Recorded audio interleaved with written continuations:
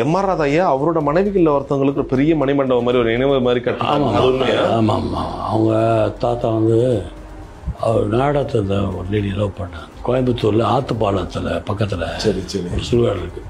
அங்கே வந்து பிரேமா பெத்தா அவங்க பிரேமா பெத்தான்னு சொல்லிட்டு பிரேமா பிருந்தா பெத்தா பெத்தா பெத்தான்னு கூப்பிடுவோம் நாங்கள். ஓகே பெரியம்மா மாதிரி.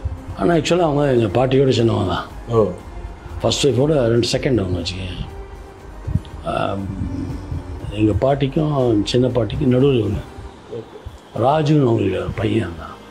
ராஜ் சித்தப்பா இறந்துற கோவிலில் அவர் வந்து ராதாரவி சாருக்குலாம் முன்னாடி. ஆமாம் அவருக்கு பெரியவர்.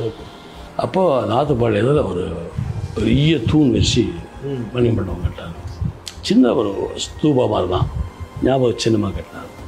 உன்னை ஜீட் நாயுடு கேட்டாதான், ஏன்னா முட்டாள் மாதிரி பொம்பளைக்கு போய் கட்டியிருக்க.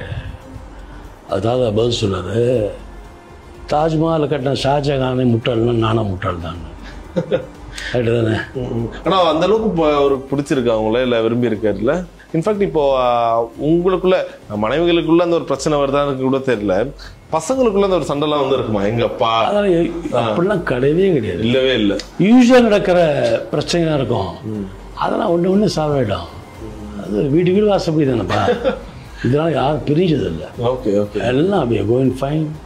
எல்லாரும் வீட்டு நல்லது கெட்டது போயிட்டு வந்துட்டு இன்னைக்கு வரைக்கும். ஓகே ஓகே உங்களுக்குள்ள ஒற்றுமையாக தான் இருக்கும். நிச்சயமா நிச்சயமா. உங்களை பற்றி ஒரு விஷயம் கேள்விப்படும் போது இவ்வளோ ஃபோட்டோஸ்லாம் பார்க்க முடிஞ்சுது. ஆனால் நீங்கள் அப்பா கூடயோ உங்கள் அப்பா கூடயோ இல்லை தாத்தா கூடயோ ஒரு ஃபோட்டோ எடுத்தது இல்லையாமே? எடுத்ததே கிடையாதுப்பா. ஏன் அந்த டைம்ல இல்லையா? இல்லை, எனக்கு என்னன்னா அவங்க அருமை எனக்கு தெரியல. ஃபஸ்ட்டு தாத்தாவோட அருமையோ எங்கள் அப்பாவோட அருமையும் எனக்கு தெரியல. எங்கள் அப்பா சாகும்போது எனக்கு 18-19 வயசு தானே.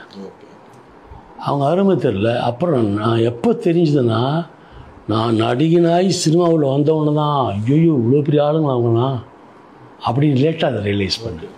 தாத்தா இறந்து ஒரு 5 வருஷத்துலேயே அப்பா இருந்துட்டார்ல? ஆமாம், 79 தாத்தா சார். அது 84. எதனால அப்பா ரொம்ப ஒரு 40s தான் இறந்துட்டார்? 47.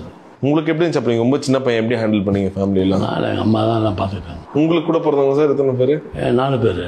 நான் பெரியவன், அடுத்து பெரிய தங்கச்சி, அடுத்து ஒரு தங்கச்சி, அடுத்து கடைசியாக தம்பி. ஓகே ஓகே ஓகே சங்கிலியாண்டபுரத்தில் 3 ஏக்கரில் ஒரு 42 வீடு கட்டினார். திருச்சியில் மட்டுமா சார்? ஆமாம், திருச்சியில் மட்டும். சங்கிலியாண்டபுரம்னு இப்போ அது பைபாஸ் ரோடு ஆயிடுச்சு. அதை விற்றுட்டோம், மெயின்டைன் பண்ண முடியல. யாருமே அங்கே போகிறதில்ல. எல்லாம் வெளிநாட்டு போயிட்டாங்க, டாக்டர் ஆகிட்டாங்க, இன்ஜினியர் ஆகிட்டாங்க. நான் சினிமாவுக்கு வந்துட்டேன். ஸோ மெயின்டெனன்ஸ் நாள் கிடையாது. ஒரு டைமில் ஒரு 42 வீடு இருக்குது. இங்கே முக்கியமாக தேனாம்பேட்டையில் ஒரு தெருவே வாங்கி வச்சிருக்காரு. இப்போ அவ்வளோ இருக்கும்போது போக போக இது எல்லாமே இப்போ இவ்வளோ பேர பசங்களாக இருக்கும்போது எல்லாருக்கும் பிரித்து கொடுத்து எல்லாரும் தனித்தனியாக செட்டில் பண்ணிட்டாரு. அபிராம்புரத்து ஒரு பாட்டிக்கு வீடு, அப்புறம் அவங்களுடைய பசங்க அவங்களாம் அதோட அப்புறம் கும்பகோணத்து ஒரு பாட்டி அவங்களுக்கு வீடு, அப்புறம் தஞ்சாவூர் கிளீன் ஒரு போஸ்ட் இருக்குது மாயவரத்தில், அந்த பாட்டிக்கு வீடு. என்ன ஒரு பியூட்டின்னா, இன்னைக்கு வரைக்கும் எந்த ஒரு கோடீஸ்வரனும் அப்போ ஒரு கட்டின வீடை தாண்டி அதோட பெரிய வீடு ஒன்றும் கட்டலை. அப்போது சும்மா மனைவின்னு இல்லை, மனைவினா மனைவியாக நினச்சார். இந்த காலத்தில் ஏமாற்றிட்டுலாம் போகிறான்ல நிறையா நடிகர்கள். அவர் அப்படி இல்லை, தொட்ட மனைவினா மனைவி தான்.